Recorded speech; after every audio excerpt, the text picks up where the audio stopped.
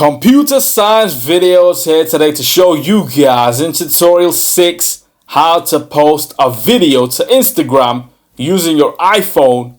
Without further ado, let us start the video. So the first thing we need for this tutorial is the iPhone itself, and then we need to have the Instagram application downloaded to the phone. And now we can click on Instagram, go to the profile.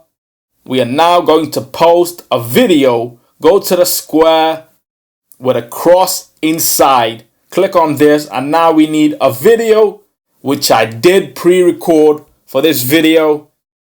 Click on next, and now we can change the filter, trim the video, choose a cover. So now I will choose the correct thumbnail for the video. Click on next, write a caption, hashtag computer science videos, my iPhone 8 Plus and MacBook Pro. Click on OK, tag people, add location, or post to other social media websites, share. And now the video is being posted to my account.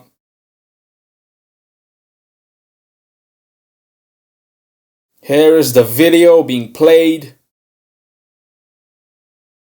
Go back to the home page of your iPhone.